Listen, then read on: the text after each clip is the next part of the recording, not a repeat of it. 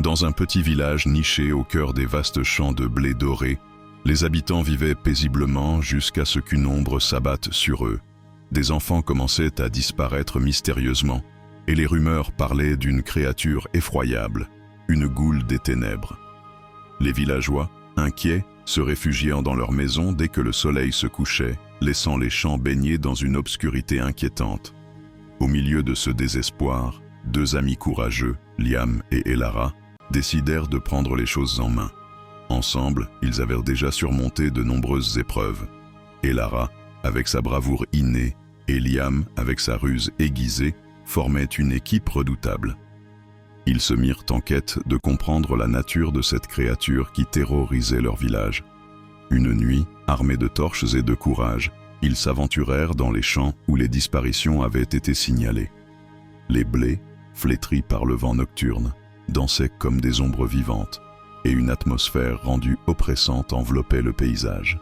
Ils tendirent une embuscade, décidant d'utiliser une ruse pour attirer la goule. Elara, avec sa voix douce et hypnotique, se mit à chanter une mélodie enchanteresse, imitant le rire d'un enfant. À l'écoute de cette mélodie délicate, la goule, attirée par l'innocence de ce chant, émergea des ténèbres. Ses yeux rougeoyants brillaient avec une faim insatiable, et ses griffes étaient plus longues que des lames de couteau. C'était une créature à la peau décharnée, une âme tourmentée par la malédiction de son existence.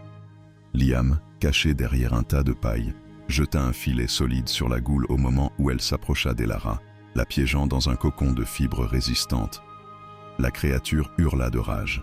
Liam et Elara, galvanisés par leur succès, s'engagèrent dans un combat désespéré. Ils utilisèrent tout ce qu'ils avaient appris au fil des années, l'habileté de Liam avec son épée et la magie ancienne qu'Elara avait découvert dans les grimoires poussiéreux.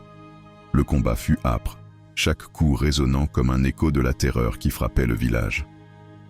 Alors que la goule commençait à faiblir, elle se mit à hurler des paroles de désespoir. « Vous ne pouvez pas me détruire, je suis maudite pour l'éternité. » Mais Elara, avec un dernier effort, réussit à frapper la goule en plein cœur. Dans un cri d'agonie, la créature se dissipa en mille ombres, libérant une lumière presque divine. Avant de disparaître entièrement, la goule s'adressa à Elara d'une voix tremblante. « Toi, mi-humaine, mi-vampire, je te laisse un nom. Cherche le sage de la pierre de lune. Il pourrait abréger ta souffrance. » Puis, dans un souffle éthéré, la goule s'évapora, laissant derrière elle un silence lourd et pesant. Liam et Elara se regardèrent, le cœur battant à tout rompre. Ils avaient vaincu une immense menace, mais une nouvelle quête s'ouvrait à eux. « Nous devons trouver ce sage, Elara. Si quelqu'un peut t'aider à retrouver ta pleine humanité, c'est lui, » dit Liam avec détermination. Le lever du soleil fit scintiller les champs de blé, mais pour Elara, la lumière semblait porter en elle le poids d'une nouvelle mission.